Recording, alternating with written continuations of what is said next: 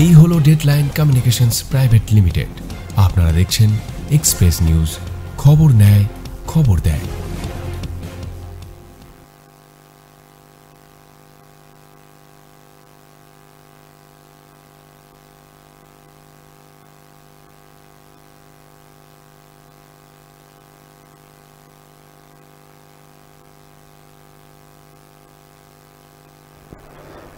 নমস্কার, আপনারা দেখছেন লোকসভার দখলদারি, আর আমি আপনাদের সঙ্গে সব্যসাচী। গতকাল 1 তারিখ সমস্ত লোকসভা নির্বাচনগুলি সব শেষ হয়ে গেছে। সপ্তম দফার যে নির্বাচনগুলি ছিল সেই সমস্ত নির্বাচন শেষ। এক কথায় কালকে নির্বাচনের বিজয়া দশমী হয়ে গেছে। এরপর কাল সন্ধ্যেবেলা থেকে 6টা থেকে বিভিন্ন সংবাদ মাধ্যম রাজনৈতিকভাবে তারা তাদের মতন করে বিভিন্ন বিষয় একটা অ্যানালিসিসের জায়গা তৈরি করেছিল, এবং কারা কতটা এগিয়ে, কারা কোথায় পিছিয়ে, এটা সমস্ত কিছুই মানুষের কাছে তুলে ধরেছে। কোনো কোনো জায়গায় দেখলাম যে বেশিরভাগ ক্ষেত্রেই দেখা গেল যে পশ্চিমবঙ্গের ক্ষেত্রে যদি বলা যায়, তাহলে পশ্চিমবঙ্গের ক্ষেত্রে টিভি একটি সংবাদ চ্যানেল আর কি, সে তার জায়গা থেকে সে বাদ দিয়ে সমস্ত জায়গা থেকেই ভারতীয় জনতা দলকে সবসময় বেশি জায়গায় রেখেছে, এবং কোথাও 22 থেকে 27টার মতন জায়গায় তারা রেখেছে। অপরদিকে তৃণমূল কংগ্রেসকেও কোথাও 15 থেকে 17, 15 থেকে 20 এর মধ্যেই আছে। বাম কংগ্রেস জোট কোথাও 0 থেকে 3, কোথাও 0 থেকে 1। তো এইরকম ভাবে হয়েছে, এবং মাননীয় মুখ্যমন্ত্রী তথা তৃণমূল কংগ্রেসের সুপ্রিমো এবং তৃণমূল কংগ্রেসের সেনাপতি তারা বলেছে যে তারা এই যে এক্সিট পোল এটা তারা মানেন না, এটা বিজেপির ক্রিয়েটেড একটা এক্সিট পোল। অপরদিকে আমরা সেটা হচ্ছে যে আগামী 4 তারিখে যেহেতু গণনার আগেই তৃণমূল কংগ্রেসের সেনাপতি তিনি সমস্ত যারা জেলার নেতৃত্ব আছে তাদের সঙ্গেও একটা আলোচনা করতে চাইছেন। তো সব মিলিয়ে কালকের পর থেকে আর আগামী 4 তারিখ, এই যে মাঝখানে 2টো দিন একদম সরগরম রাজনীতি, এটা যদি বলেই থাকি তাহলে ভুল কিছু বলা হবে না, কারণ সবাই নিজের মতন করে সংখ্যাতত্ত্বের বিচারে নেমে পড়েছেন।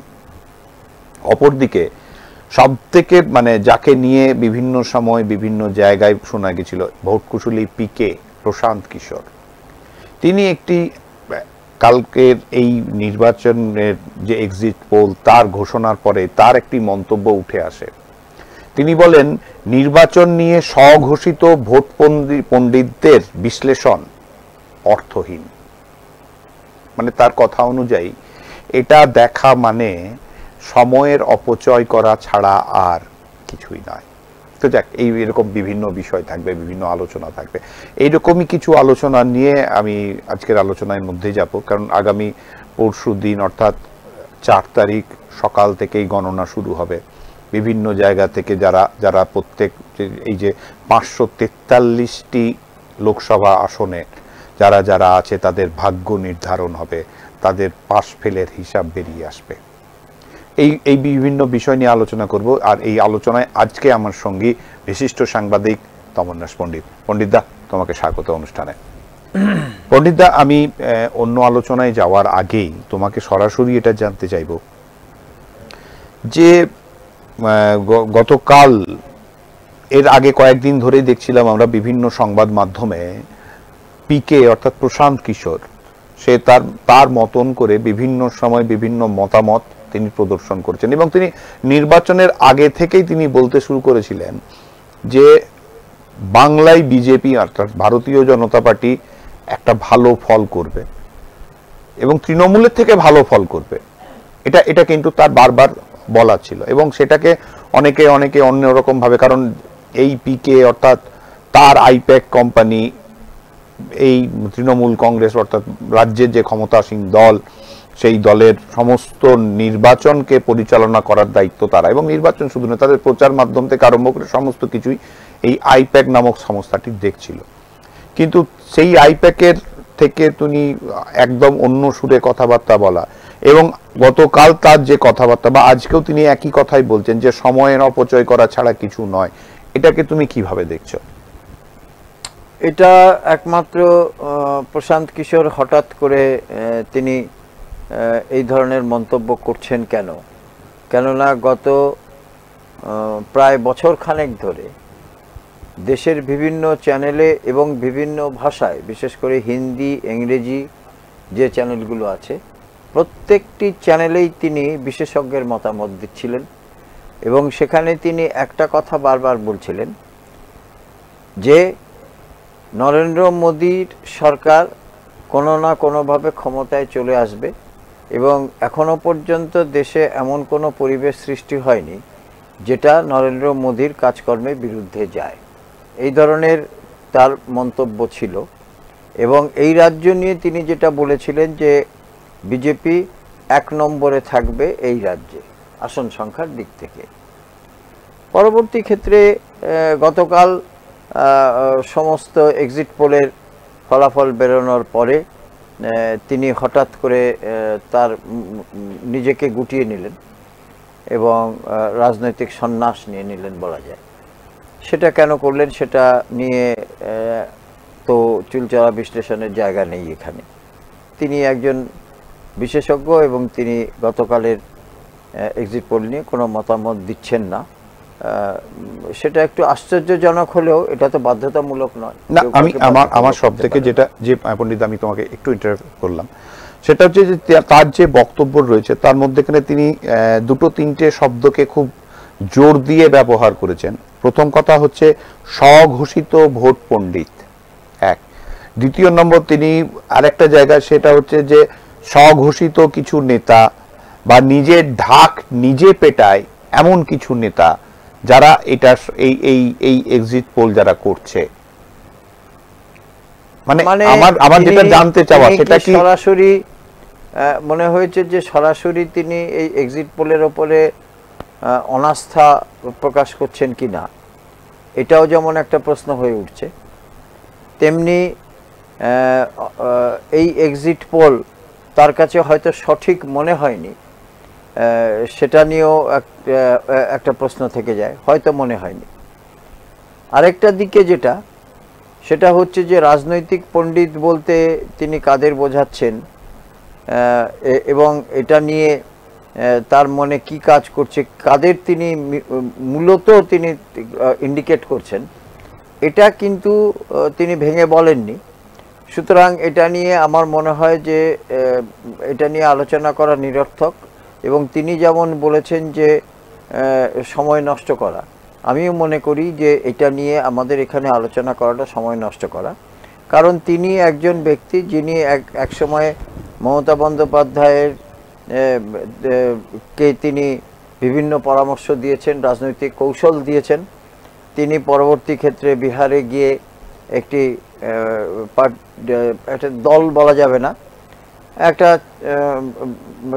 কিছু তৈরি করে সেটাতে একক তিনি সব কিছু বিভিন্ন বিহারে গ্রামে গ্রামে ঘুরছেন ইত্যাদি, এবং বিভিন্ন চ্যানেলে ঘুরে ঘুরে তিনি কিন্তু রাজনৈতিক সমীক্ষকের কাজ করছিলেন। পরবর্তী ক্ষেত্রে দেখা গেল যে গতকাল দেখা গেল যে তিনি এই এক্সিট পোলটা নিয়ে তিনি কোনো মন্তব্য করলেন না। এটা তার কোনো কৌশল হতে পারে, আমরা এটা নিয়ে কিছু বলতে চাই না। তবে আজকে যে যারা বলছেন, অর্থাৎ এই রাজ্যের মুখ্যমন্ত্রী এবং তার বলা যায় সেকেন্ড ইন কমান্ড যিনি আছেন, এরা দুজনেই একটা মানে অনাস্থা প্রকাশ করেছেন বিভিন্ন চ্যানেলের বা বিভিন্ন যে সমীক্ষক সংস্থা যারা এটা নিয়ে সমীক্ষা করেছে তাদের ওপরে বলেছেন যে বিজেপি এই ধরনের সমীক্ষা করিয়েছে, কিনে নিয়েছে ইত্যাদি ইত্যাদি, যে ধরনের কথা আমরা শুনতে অভ্যস্ত তার কাছ থেকে। ফলে এটা নিয়ে এটা তার মন্তব্য, তিনি রাজ্যের মুখ্যমন্ত্রী, তিনি একটা দল চালান, সুতরাং এটা নিয়ে যা ভালো বলার তিনি বলেছেন, এখানে আমাদের বলার কোনো অবকাশ নেই। কিন্তু আজকে তিনি TV9 বলে যে সংস্থাটি যারা 13 থেকে 17টি আসন দিয়েছে বিজেপিকে, তাদেরকে তিনি ফোন করেছেন এবং ফোনে তিনি বলেছেন যে এই কোনো সমীক্ষাই সঠিক নয় এবং এই সমীক্ষা এবং তার 13 থেকে 18টি আসন পাওয়ার কথা নয় বিজেপির, কারণ তারা সারা বছর তারা পথে নেমে কাজ করেন, তাদের সংগঠন আছে। সুতরাং এই যে এক্সিট পোল এটাকে তিনি কোনোভাবেই সমর্থন করেন না বা এই কোনো আস্থা তিনি প্রকাশ করেননি। একই কথার প্রতিধ্বনি করেছেন সেকেন্ড ইন কমান্ড অভিষেক। ফলে সেটা অনাস্থা প্রকাশ করতেই পারেন। আমি নিজে ব্যক্তিগতভাবে অনাস্থা প্রকাশ করছি, কারণ হচ্ছে যে এটা কোনো সরকারিভাবে ঘোষিত কোনো ফল নয়। এটা একটা এই এক্সিট পোল মানে হচ্ছে একটা ধারণা যে কি ধরনের হাওয়ার মধ্যে দিয়ে ভোটাররা তাদের যারা সাংসদ আছেন তাদেরকে নির্বাচিত করেছেন। এটার মধ্যে এটা শুধুই একটা আন্দাজ করা, একটা অ্যাসেসমেন্ট করা, আর কিছুই না। ফলে যে সব এক্সিট পোল যে মিলবে এমনটা কথা নয়। কিন্তু প্রসঙ্গত আমি তোমাকে একটা কথা বলি, যে যতগুলো এক্সিট পোল আমরা বিভিন্ন সংস্থার ক্ষেত্রে দেখলাম, তাদের সবাইকে মানে বিজেপি কিনে নিয়েছে, কেন্দ্রের শাসক দল নিশ্চয়ই কিনে নিয়েছে। না হলে কোনো সংস্থাকেই আমরা দেখলাম না যে বিজেপি সরকার গড়তে পারছে না, এইরকম কোনো সংখ্যা কিন্তু আমরা কোথাও দেখতে পেলাম না। হয়তো কিছুটা 19-20 আমরা দেখতে পেয়েছি। এমনকি একটি সংস্থা থেকে আমরা দেখলাম সেখানে 400-রও বেশি আসন দেখলাম, 401টি আসন দেখলাম। বাকি 350, 356, 380 এগুলো দেখলামই। অর্থাৎ 300 পার করে একটা দল তারা করতে যাচ্ছে সরকার, এটা হচ্ছে মোদ্দা কথা। এবং এটা তারা কিনে নিয়েছে কি না, বিক্রি হয়ে গেছে কিনা, এটা নিয়ে আমি কিছু বলতে পারবো না। এটা রাজনৈতিক নেতাদের কথা, তারা নিশ্চয়ই যথেষ্ট খবর রাখেন, তারা বলতে পারবেন। পাশাপাশি আরেকটা কথা তোমাকে আমি বলি, সেটা হচ্ছে যে গতকাল যখন এই এক্সিট পোলের ফলাফল প্রকাশিত হচ্ছে, তার আগে কিন্তু ইন্ডি জোট, যেখানে স্বয়ং রাহুল গান্ধী উপস্থিত ছিলেন এবং মল্লিকার্জুন খার্গে তো ছিলেনই, অরবিন্দ কেজরিওয়াল ছিলেন, আরও বিভিন্ন নেতানেত্রী ছিলেন। অবশ্য এই সঙ্গে বলা যায় যে সেখানে কিন্তু তৃণমূল কংগ্রেসের কোনো প্রতিনিধি ছিলেন না, মুখ্যমন্ত্রী নিজে তো ছিলেনই না। তাদের কিন্তু একটা বৈঠক হয়, সেই বৈঠক থেকে তারা যেটা জানিয়েছেন যে এই ধরনের এক্সিট পোল তারা কোনোভাবে বিশ্বাস করছেন না। দেশবাসীর কাছে তারা আবেদন জানিয়েছেন যে কোনোভাবেই তারা যেন বিশ্বাস না করে। কারণ হচ্ছে যে তারা এটা নিয়ে অত্যন্ত আত্মবিশ্বাসী যে তারা কিন্তু 290টি আসন নিয়ে তারা কিন্তু সরকার গঠন করছেন। সুতরাং তাদের অত্যন্ত আশাবাদী এই নিয়ে, ফলে এই এক্সিট পোলকে তারা মানছেন না। আমি আবারও বলছি, এক্সিট পোল কারা মানবেন কারা মানবেন না, এবং যারা 280-র কথা বা 90-এর কথা বলছেন তাদের ভিত্তিটা কি, তারা কিভাবে এই কথাটা বলছেন, কিসের ভিত্তিতে বলছেন, সেটা তো তারা প্রকাশ করেননি। খুব স্বাভাবিকভাবেই তারা তাদের নিজস্ব কোনো সমীক্ষা করিয়েছেন কি না, অথবা সেই সমীক্ষা করালে সেই সমীক্ষাটা কতটা সঠিক, এটা তো তারা পরিষ্কার করেননি, খোলসাও করেননি। ফলে তাদের ব্যাপার তারা বুঝেছেন, এবং রাজনৈতিক দলগুলোর আকচি নিয়ে আমাদের কোনো মনে হয় যে এখানে সময় নষ্ট করার কোনো মানে নেই। কিন্তু আমি একটা কথা প্রসঙ্গত তোমাকে বলতে পারি, যদি এক্সিট পোল অনুযায়ী যদি কখন একটা সত্য যদি কিছু থাকে, অর্থাৎ যদি মিলে যায়, সেটা হচ্ছে যে একটা নতুন ধরনের একটা আশার কথা।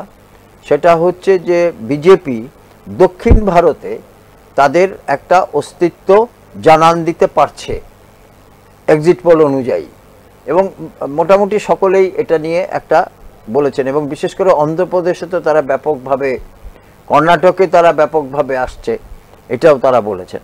সুতরাং কি বলেছেন না বলেছেন এটা নয়, কিন্তু আমি তোমাকে একটা কথা খুব পরিষ্কার বলি, আমাদের দেশের মানুষ তারা কিন্তু কোনোভাবে আমার মনে হয়েছে যে কোনোভাবে আর তারা কোনো জোট সরকারের ওপরে আস্থা রাখতে চাইছে না।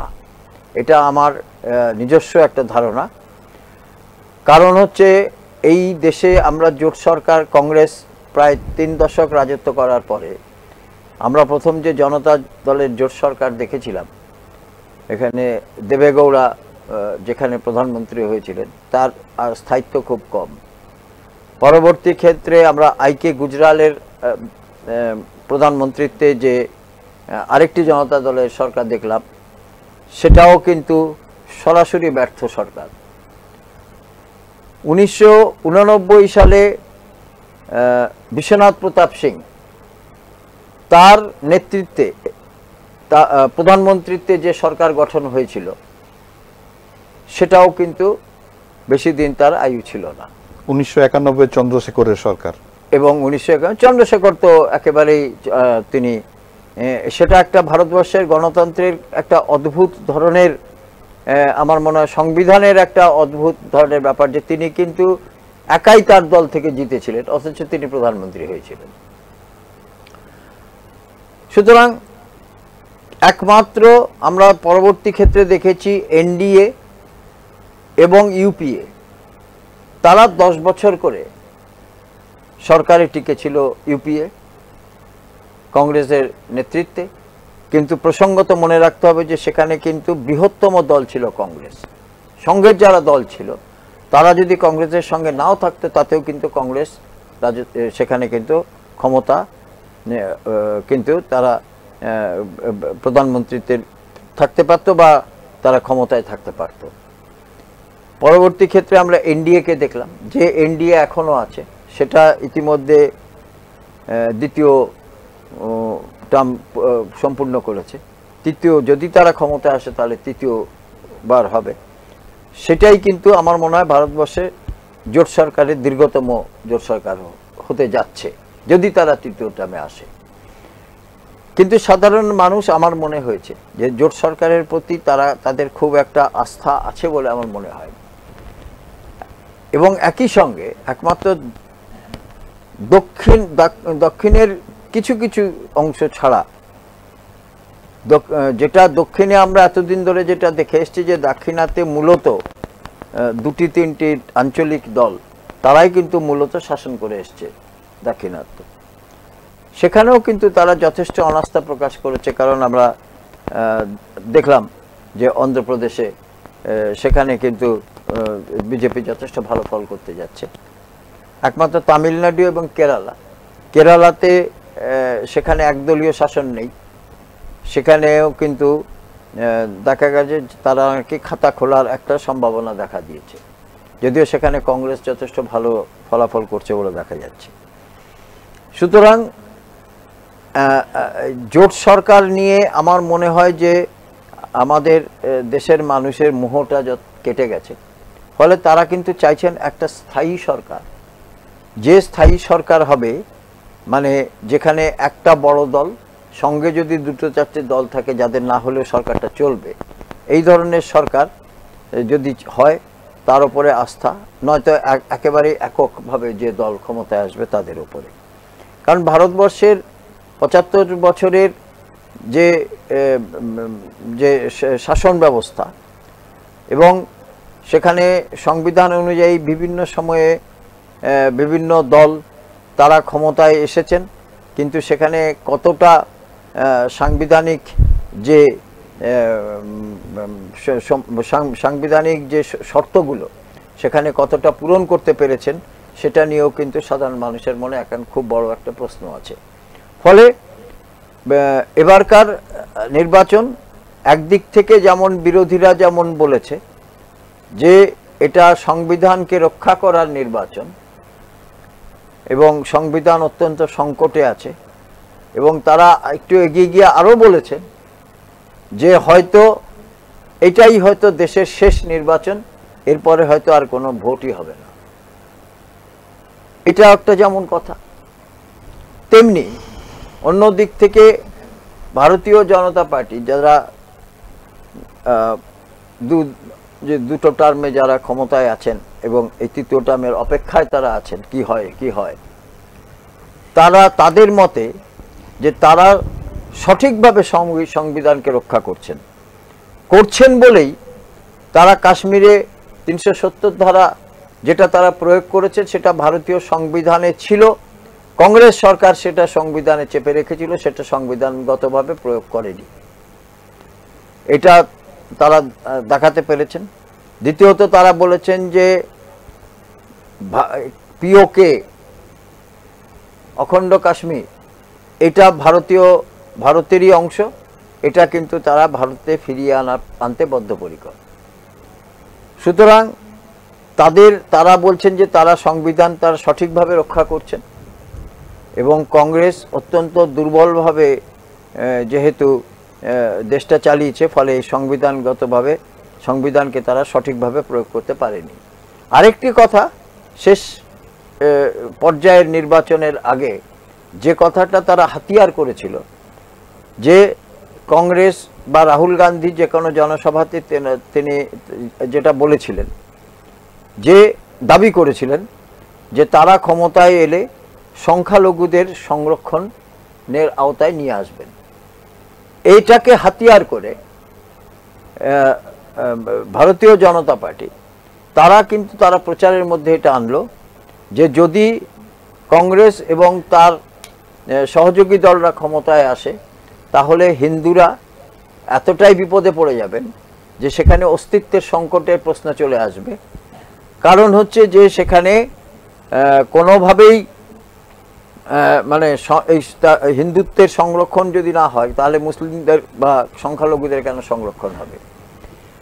ফলে এটা কতটা কাজে লেগেছে, পোলারাইজেশনের পক্ষে এটা কোনো বড় ওষুধের মতো কাজ করেছে কিনা, এটাও কিন্তু একটা দেখার মতো ব্যাপার, এটা আমার মনে হয়েছে। ফলে অত্যন্ত মানে কৌতূহলের সঙ্গে মানুষ অপেক্ষা করছেন। বিশেষ করে আমি দেখলাম যে কোনো বছরই এই যে অন্যান্য নির্বাচনে যেগুলো হয়, প্রসঙ্গত তোমাকে আরেকটা কথা জানিয়ে রাখি যে আজকে কিন্তু সিকিম এবং অরুণাচল প্রদেশ এই দুটো প্রদেশের কিন্তু বিধানসভার ফলাফল প্রকাশিত হয়েছে। সেখানে দেখা গেছে যে অরুণাচলে 46টি আসন পেয়ে বিজেপি সর্বাধিক বড় দল হিসাবে সেখানে স্বীকৃতি পেয়েছে এবং তাদের সরকার হতে যাচ্ছে। সিকিমে সেখানে একটি স্থানীয় দল সিকিম ন্যাশনাল পার্টি, তারা 24টির মধ্যে 22টি আসন তারা পেয়েছে এবং তারা মধ্যপন্থী দল, না বাম না ডান, তারা সিকিমের একেবারে স্থানীয় দল। তবে বিগত যে সরকার ছিল সেখানে সেই সরকার কিন্তু কিছুটা হলেও কিন্তু এনডিএর কিছুটা সমর্থক ছিল, তবে এবারে সেটা এখনো সেটা নেই। সুতরাং এরপরে তারা কাকে সমর্থন করে সেটা অন্য প্রসঙ্গ। কিন্তু আমার যেটা বলার কথা যে কোনোবারই কোনো মানে নির্বাচনের পরেই যে এক্সিট পোল যেটা হয় সেটা নিয়ে কিন্তু এবারে যেটা সংশয় যেভাবে দেখা দিয়েছে তার মতো কিন্তু সেটা অন্যান্যবার কিন্তু এতটা সংশয় দেখা যায় না। সেটা কিছু না কিছু হলেও হয়তো কিছুটা হলেও ধারে কাছে যায়, কিন্তু প্রত্যেকটা দল তারা এবারে এতটা তারা নিজেদের ওপরে আত্মবিশ্বাসী যে তারা সরাসরি বলতে চাইছেন যে এক্সিট পোল হয়েছে সেই এক্সিট পোল অনুযায়ী এই ফলাফল তারা কখনোই মানছেন না। মানা না মানা তাদের ব্যাপার, এর নাম, এবং সেটা মানা উচিত নয়, কারণ এত সরকারিভাবে ঘোষিত ফল নয়। সরকারিভাবে ঘোষিত ফল যেটা 4 তারিখে হবে সেটা নিয়ে অবশ্যই আমরা সবাই সেটা এক্সাক্ট পোল, সেটা নট এক্সিট পোল, সবাই নিশ্চয়ই সেটা নিয়ে অধীর আগ্রহে অপেক্ষা করছেন। তবে একটা দিক থেকে দেখা যায় যে মানে এতগুলি সমীক্ষক সংস্থা তারা তাদের সমীক্ষার মধ্যে কি বিষয়টা নিয়ে এসেছে এবং কিসের ভিত্তিতে এই সমীক্ষাটা করেছে সেটা অবশ্য একেবারে তাদের নিজস্ব ব্যাপার, এটা নিয়ে তো আমাদের বলার কিছু নেই। কিন্তু প্রত্যেকের একটা আশ্চর্যজনকভাবে যে সবাই যে এই এনডিএ সরকারকে তারা ক্ষমতায় আসার যে একটা সবুজ সংকেত দিয়ে রাখলো, এটা কী হিসাবে দিল, কেনই বা দিল, সেটা তো আমরা বলতে পারবো না। তাদের সমীক্ষায় যেটা উঠে এসেছে নিশ্চয়ই তারা দিয়েছে। তবে একইভাবে বিরোধীরা যেটা বলছেন যে এর মধ্যে যথেষ্ট ছলচাতুরি আছে, অর্থাৎ জল মেশানো আছে ইত্যাদি ইত্যাদি আর কি। মানে এটা কাউকে খুশি করতে করা হয়েছে, কখনো আসন বাড়ানো হয়েছে, কখনো আসন কমানো হয়েছে ইত্যাদি ইত্যাদি। না, আমি এখানে তাহলে তোমাকে একটা জিনিস বলি, সেটা হচ্ছে যে তুমি যখন একটা চ্যানেলের নামই করলে যে তারাই একমাত্র, দেখা গেল যে তারা বিজেপিকে 15-16 মানে এই নিচে রেখেছে আর কি। কিন্তু দেখা গেল যে আবার আজকেই তারা তাদের জায়গা থেকে সেখানে বিজেপিকে 21 এবং তৃণমূলকে 20 জায়গায় রেখেছে। এবং তাদের বক্তব্য অনুযায়ী যে সেটা মানে তার আগে বিকেল 3টে পর্যন্ত যা পোল হয়েছিল তার পরিপ্রেক্ষিতে, 3টের পর থেকে যে পোল হয়েছে তার পরিপ্রেক্ষিতে এই রেজাল্ট। একদমই আমি এই কথাটা বলতে চাইছি তোমাকে, এই জন্য এই প্রশ্নটা উঠছে বারবার যে মোটামুটি বিকেল 5টা থেকে 6টার মধ্যে সব এক্সিট পোল শুরু হয়ে গেছে, কিন্তু ভোট চলেছে 6টা, 6:30, অনেক জায়গাতে 7টা পর্যন্ত। তাহলে তাদের সঙ্গে কথা বলা হয়েছে কিনা, এবং যদি কথা বলা হয়ে থাকে তাহলে তাদের বক্তব্যটা এই এক্সিট পোলে দেখানো হয়েছে কিনা, এটা নিয়ে কিন্তু অনেকে প্রশ্ন তুলেছেন। যে প্রশ্নটা তুমি তুললে যে সেখানে 3টে পর্যন্ত যে এক্সিট পোল ছিল সেইটাই দেখা হয়েছে, এবং এটা খুব আশ্চর্যজনক ছিল। এবং এটা সেই ফলাফলের ভিত্তিতে সেখানে কিন্তু মুখ্যমন্ত্রী কিন্তু সেই চ্যানেলে ফোনও করলেন যে এটা কখনোই হতে পারে না। সুতরাং কি হতে পারে কি না হতে পারে এটা তো আমাদের কিছু বলার কিছু নেই, এটা তাদের ব্যাপার, এই চ্যানেলের ব্যাপার, মুখ্যমন্ত্রীর ব্যাপার।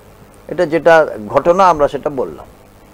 আমাদের এখন আমার বিভিন্ন যেটা মনে হচ্ছে, একটা কথা মনে রাখবে, এবারে এই রাজ্যে 8% মহিলা ভোট পড়েছে বেশি, অর্থাৎ পুরুষদের তুলনায় 8% মহিলারা বেশি ভোট দিয়েছেন।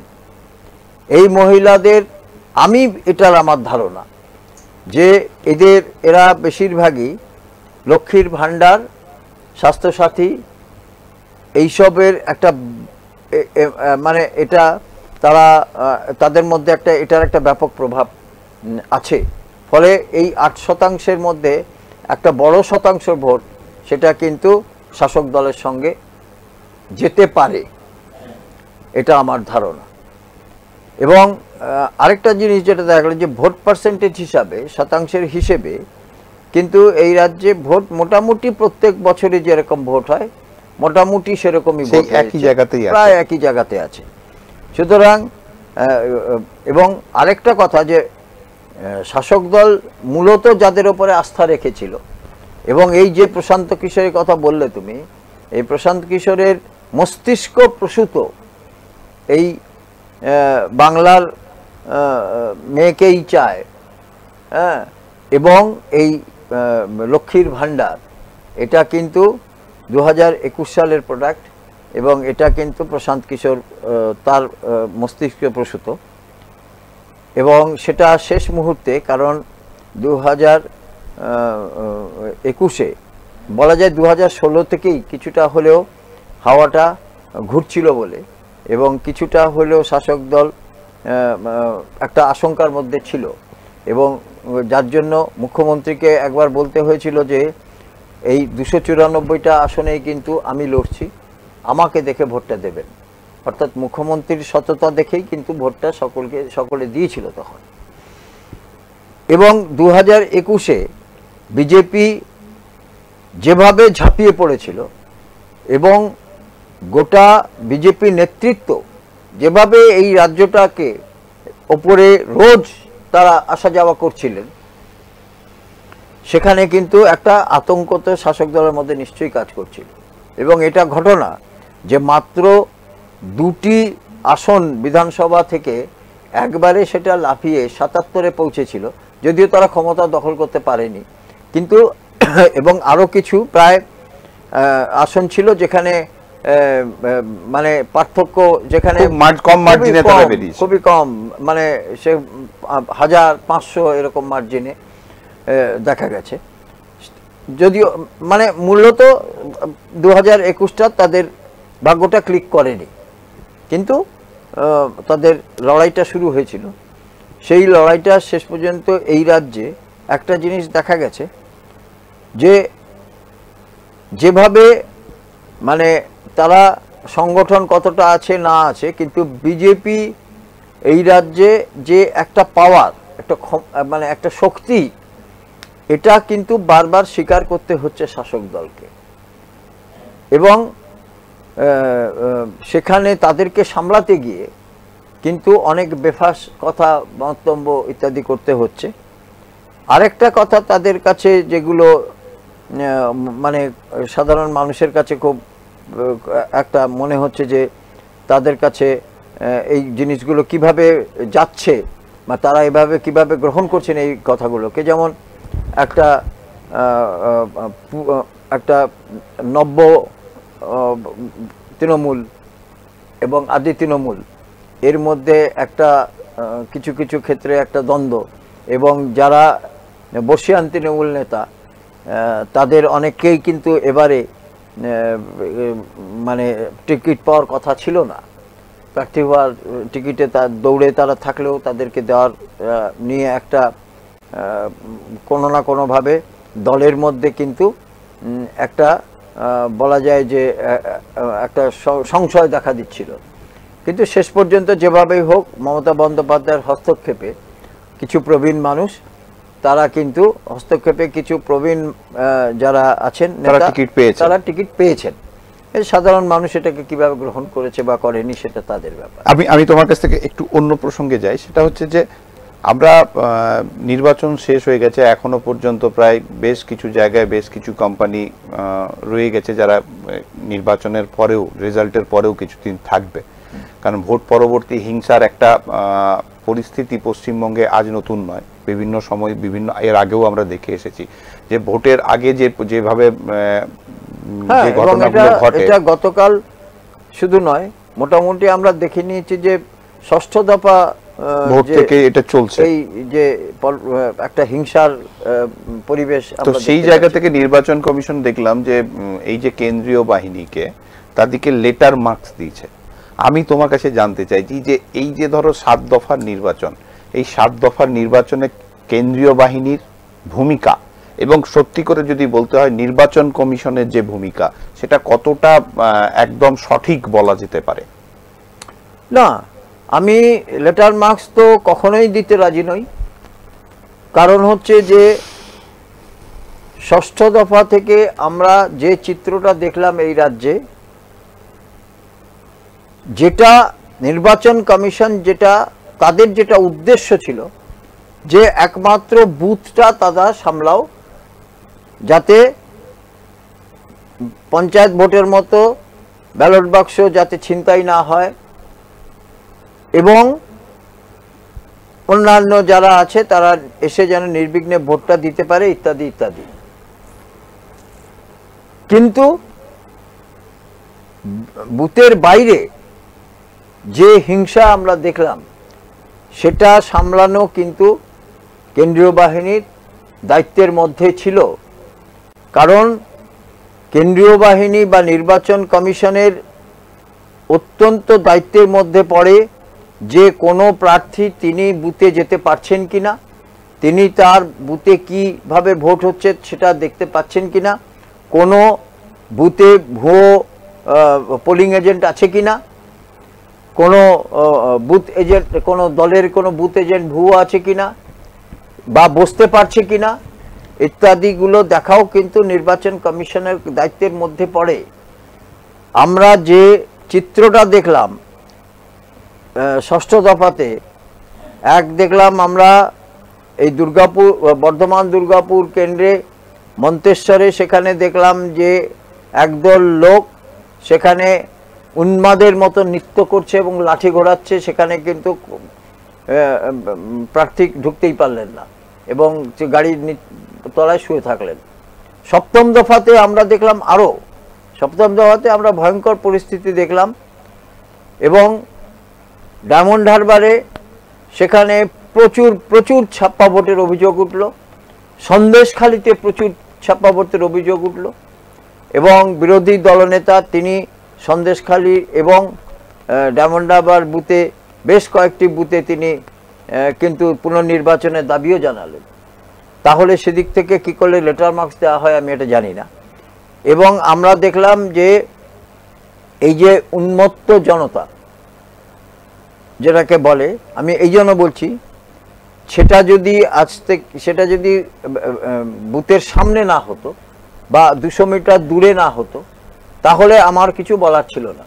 সেটা যদি অন্য জায়গায় হতো, গ্রামের ভেতরে হতো, রাস্তার ওপরে হতো, কিছু বলার ছিল না। কিন্তু কোনো একটা উন্মত্ত জনতা সে কোনো প্রার্থীর গাড়িকে যেতে বাধা দিচ্ছে, সেটা কেন্দ্রীয় সরকারের দায়িত্বের মধ্যে, কেন্দ্রীয় বাহিনীর দায়িত্বের মধ্যে থাকবে না, এটা তো আমরা মানতে পারবো না। দ্বিতীয়ত হচ্ছে যে আমরা দেখেছি যে কেন্দ্রীয় বাহিনী তারাই আতঙ্কে সংবাদ মাধ্যমের গাড়ি করে উঠে তারা পালিয়ে যাচ্ছে। কেন্দ্রীয় বাহিনীর ঘাড়ে বন্দুক থাকে, হাতে লাঠি থাকে।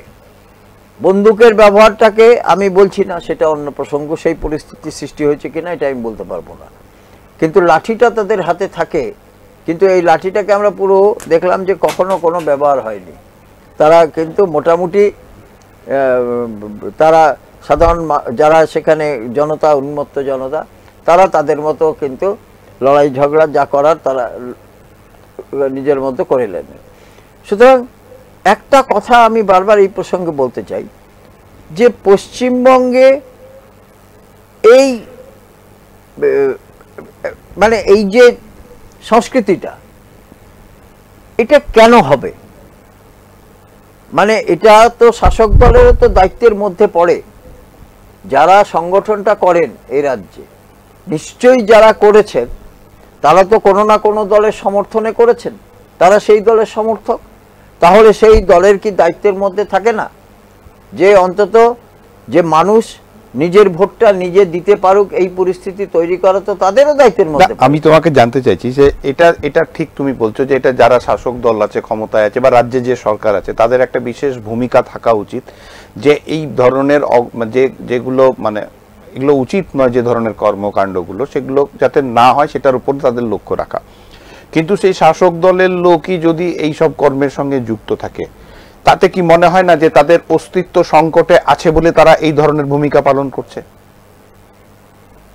আমি এটা বলতে পারবো না অস্তিত্বের সংকট কিনা, কিন্তু কোথাও না কোথাও এটা তো ঠিক যে মানে তারা, এটা হতে পারে যে তারা আরো অনেক বেশি ভোটে হয়তো না, মানুষকে আটকালে, মানুষের মানে প্রার্থীর গাড়ির সামনে শুয়ে দিলে বা প্রার্থীকে গো ব্যাক স্লোগান দিলে কি ভোট বক্সে বেশি ভোট পড়ে যাবে না? আমার এটা কথা। আর দ্বিতীয় নম্বর আমি বলছি সেটা হচ্ছে যে তোমার ধরো এই যে এত উন্নয়ন, যে উন্নয়নের কথা রাজ্যের বিভিন্ন জায়গা থেকে বলা হচ্ছে, যে বিভিন্ন সময় বিভিন্ন সভা মঞ্চ থেকে আরম্ভ করে সোশ্যাল মিডিয়া থেকে আরম্ভ করে সব জায়গাতে উন্নয়নের যে ধরনের কথা বলা হচ্ছে, সেই উন্নয়নের উপর কি রাজ্যের মানে শাসক দলের ভরসা নেই? মানুষের উপর, জনগণের উপর শাসক দলের ভরসা নেই যে না আমরা উন্নয়ন করেছি, আমরা নিশ্চয়ই মানুষকে বাধা দিতে যাব না, মানুষ ভোট দেবে?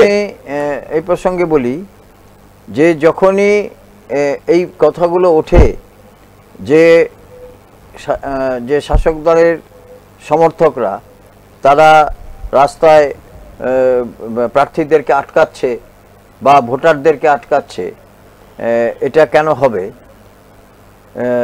তখন কিন্তু একটা কথা বারবার শাসক দলের নেতাদের পক্ষ থেকে শোনা যায় যে সেটা সাধারণ মানুষের রোষ, এখানে দলের কিছু করার নেই।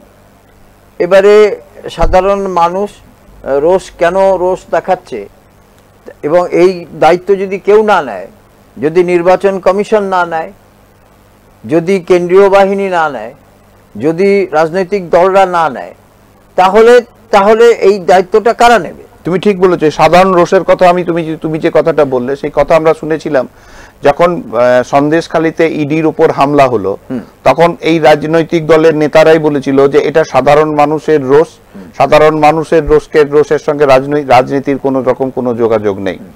আমরা দেখলাম যেটা কখনো হয়নি, কখনো কোনো জায়গা থেকে যে বিধানসভায় দাঁড়িয়ে রাজ্যের মুখ্যমন্ত্রী একজন যার বিরুদ্ধে অভিযোগ যে এই মুহূর্তে জেলে, তাকে একদম ক্লিন চিট দিয়েছিলেন। তো এই যে জায়গা থেকে এখন অথচ তিনি এবং তার সঙ্গে যারা এই ধরনের অপকর্মের সঙ্গে যারা যুক্ত তারা এখন শ্রীঘরে সবাই হাওয়া খাচ্ছে। কিন্তু যদি এইখান থেকে ধরো তুমি রাজ্যের প্রশাসনিক স্তরে যারা প্রধান হয়ে বসে আছেন তারা যদি এই ধরনের লোককে সমর্থন যোগান করেন তাহলে তো এই ধরনের অপকর্ম হতেই থাকবে। না, আমি এই প্রসঙ্গে একটা কথা বলি, সেটা হচ্ছে যে নির্বাচন সুষ্ঠুভাবে পরিচালনা করার দায়িত্ব শুধুমাত্র কিন্তু কেন্দ্রীয় বাহিনীর নয়, শুধুমাত্র ইলেকশন কমিশনের নয়, রাজ্য পুলিশেরও একটা দায়িত্ব আছে। তারা সেই দায়িত্ব আমরা কখনো সুষ্ঠুভাবে পালন করতে দেখিনি। ফলে কারণ তখন কিন্তু তারা তাদের যে সংবিধান অনুযায়ী তারা ইলেকশন কমিশনের অধীনে থাকে। ফলে ইলেকশন কমিশনের নির্দেশ না পাওয়া পর্যন্ত তাদের কিছু করার থাকে না। কিন্তু আমি সব কিছু বাদ দিয়ে আমি যেটা বলতে চাই যে নিশ্চয়ই এই ধরনের কাজকর্মের জন্য কোনো না কোনো মহল থেকে তারা নিশ্চয়ই সেখানে তারা অনুপ্রাণিত হন, উৎসাহিত হন, না হলে তারা এই ধরনের কাজ চালান কি করে। এবং কিন্তু যারা তাদেরকে অনুপ্রেরণা দিচ্ছেন এই ধরনের কাজগুলো করতে, রাস্তায় দাঁড়িয়ে লাঠি খেলতে, গোটা দেশের মানুষের কাছে কিন্তু সেটা ধরা পড়ছে। ফলে এই রাজ্যের কিন্তু যে ইমেজ, এই রাজ্যের ভাবমূর্তিটা কিন্তু অন্য রাজ্যের কাছে কিন্তু অনেকটা কিন্তু নিচু হয়ে যাচ্ছে। সেটাও কিন্তু দেখার দায়িত্বও কিন্তু শাসক দলের আছে। ফলে এই ট্র্যাডিশনটা, এই সংস্কৃতিটা কবে চেঞ্জ হবে, কবে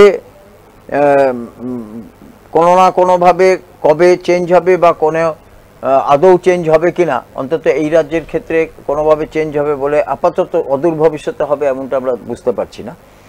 কিন্তু যেভাবে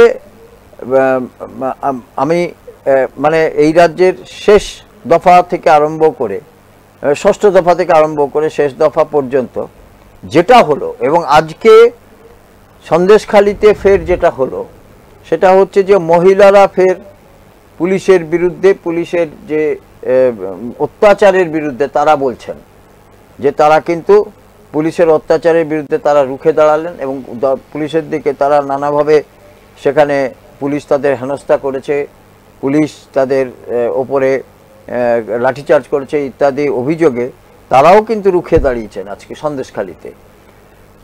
এবং সম্পূর্ণ ঘটনাটা কি, এবং এই প্রসঙ্গে একটা কথা তোমাকে আমি বলছি যে গতকাল আমরা যেটা দেখলাম যে কেন্দ্রীয় বাহিনী যখন একটা গ্রামে গিয়ে সেই মহিলাদেরকে বলল যে আপনারা আমাদের সঙ্গে চলুন, আপনারা নির্বিঘ্নে ভোট দিতে পারবেন, সেই দায়িত্ব আমাদের। তখন সেই মহিলাদের একজন বললেন যে আপনারা তো চলে যাবেন দুদিন পরে, আপনারা চলে যাওয়ার পরে আমাদের নিরাপত্তার দায়িত্ব কে নেবে। এটা অনেকেই কান্নায় ভেঙে পড়ে এই কথাটা বললেন। আজকের ডেটে আমাদের রাজ্যে ভোটে এই চিত্রটা আমাদেরকে দেখতে হচ্ছে। এটা আমাদের কাছে একটা, আমার মনে হয় যে এটা আমাদের কাছে অত্যন্ত বেদনাদায়ক। আজকে রাজ্যে কেন কোনো মহিলাকে বলতে হবে যে তাদের নিরাপত্তা দায়িত্ব কে নেবে, সেই ভয়ে তারা ভোট দিতে যাচ্ছিলেন না। পরে কেন্দ্রীয় বাহিনী গিয়ে তাদেরকে নিয়ে আসার পরে তারা ভোট দিয়েছেন, কিন্তু ভোট দেওয়ার পরে আবার তাদের সেই সমস্যা। আসল কথা যে সমস্যাটা কোথায় এবং কেন এই ধরনের সমস্যা কে বন্ধ করা যাচ্ছে না, এটা নিয়ে একটা কথা মিঠু, যে নির্বাচনটা পেরিয়ে যাবে, আগামী পরশু যখন ফলাফল ঘোষিত হবে, তারপরে একটা সরকার গঠিত হবে, রাজ্য সরকার যারা থাকবে তারা যদি কম বেশি যা পাবে সেটা আলাদা ব্যাপার, কিন্তু কেন্দ্রীয় সরকার গঠিত হবে, তারপরে এই ব্যাপারটা আবার কিন্তু থিতু হয়ে যাবে। কিন্তু আবার যখন কোনো নির্বাচন আসবে তখন কিন্তু আবার দেখা যাবে যে এই সমস্যাটা কিন্তু আবার তাদের মধ্যে আবার একই ব্যাপার, একই জিনিস। সুতরাং রাজনৈতিকভাবে যে তৈরি করা, রাজনীতিতে যারা রাজনীতি করেন, রাজনৈতিক ব্যক্তিত্ব, তারা তাদের কর্মী সমর্থকদের বা সংগঠনকে এমনভাবে তারা নিশ্চয়ই তৈরি করা উচিত যে ভোট যেভাবেই হোক যারা তৈরি করবেন নিশ্চয়ই ভোটটা তাদের সমর্থনে পড়বে। সুতরাং এর মধ্যে তো কোনো হিংসা বা এর মধ্যে কোনো রক্তক্ষয়ী সংগ্রামের ব্যাপার আসে কোত্থেকে?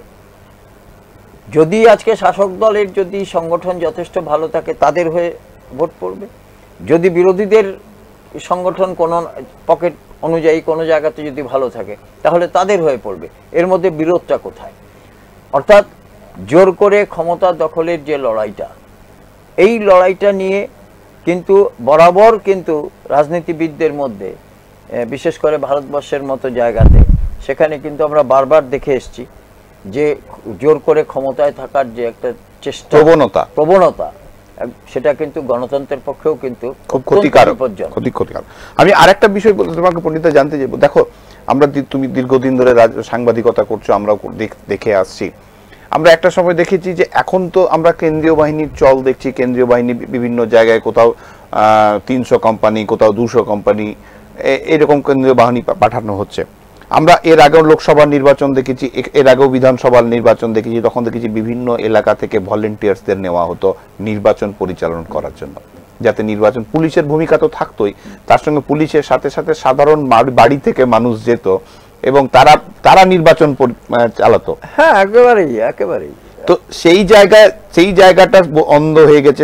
সেই সময় কিন্তু হয়তো মানে কখনো যে রিগিং হয়নি বা ভোট লুট হয়নি বা কোনো সমস্যা হয়নি, এটা বলা যাবে না, হয়েছে। কিন্তু আজকে কেন্দ্রীয় বাহিনী থাকাতেও একই পরিবেশ, একই পরিস্থিতি, বরঞ্চ তার থেকে আরো খারাপ হয়েছে। না, এখন একটা সুবিধা হচ্ছে, এখন আমার মনে হয়েছে যে এখন আরো অনেক বেশি এই ধরনের যে রিগিং বা ছাপ্পা বা যে অভিযোগ, যে বুথ দখল, এগুলো কিন্তু খুব সহজেই রোখা সম্ভব। কারণ হচ্ছে যে এখন যেহেতু তথ্য প্রযুক্তি অনেক উন্নত এবং ডিজিটাল ভারতবর্ষের মধ্যে দিয়ে আমরা যাচ্ছি, ফলে এখন যে কোনো জায়গা থেকে যে কোনো জায়গাকে খুব সহজেই কিন্তু মনিটরিং করা যায়। এবং আমরা যেটা জানি যে মনিটরিং যে নির্বাচন কমিশন, তারাও কিন্তু একটা সারাক্ষণে ধরে একটা মনিটরিং এর তাদের একটা ব্যবস্থা আছে, যেখানে একটা এই রাজ্যের মনিটরিং হয়, একটা সরাসরি দিল্লিতে তাদের যে সদর দপ্তর সেখানে বসে মনিটরিং হয়। ফলে কিন্তু এত মনিটরিং হওয়ার পরেও সেখানে কিভাবে বুথে ঢুকে কেউ পরপর ছাপ মেরে যাচ্ছে, কি করে বুথটা দখল হয়ে যাচ্ছে, এটা আমার কাছে কিছুতেই বোধগম্য হয় না।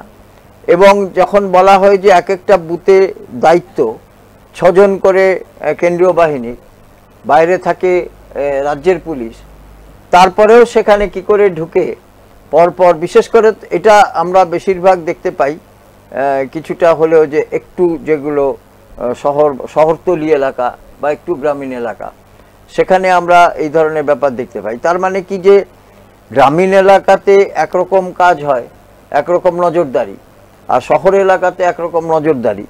এটা কি ধরনের, আমি জানি না এটা কি ধরনের প্রশাসনিক ব্যবস্থা। কিন্তু তারা বলতে পারে যে এখন ওয়েবকাস্টিং আছে, ক্যামেরা আছে, সবই আছে, কিন্তু পাশাপাশি এখনো যে তাহলে পুনর্নির্বাচনের দাবি কেন ওঠে, এখনো কেন ছাপ্পা ভোট পড়ে, তাহলে এটা নিয়ে তো নির্বাচন কমিশনকে ভাবা উচিত। তারা নতুন ধরনের কোনো ব্যবস্থা করা উচিত, যে আজকে প্রার্থীরা কোথাও গেলে পরে তাদেরকে গো ব্যাক বলা হচ্ছে। কেন প্রার্থীদের গো ব্যাক বলা হবে? প্রার্থীরা তো তারা তাদের মতো করে, তারা তাদের, যেহেতু তারা প্রার্থী এবং সংবিধানে তাদের অধিকার আছে, তারা যে কোনো তাদের বুথে ঢুকে দেখতে পারেন। ঠিক এক কথায় যদি বলতে হয় তাহলে গোড়াই গলদ, মানে সর্ষের ভেতরেই ভূত ওঝা ভূত ছাড়বে কোথায়, কিন্তু কারণ সর্ষের ভেতরেই তো ভূত ঢুকে বসে আছে।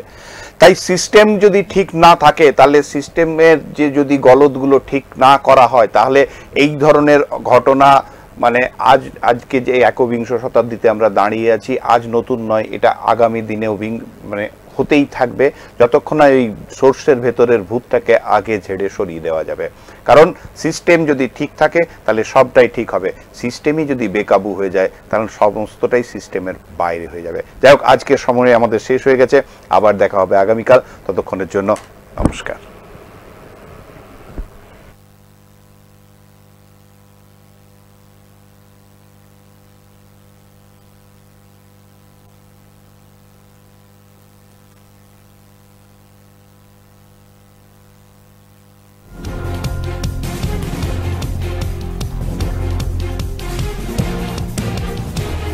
এই হলো ডেডলাইন কমিউনিকেশনস প্রাইভেট লিমিটেড। আপনারা দেখছেন এক্সপ্রেস নিউজ, খবর নেয় খবর দেয়।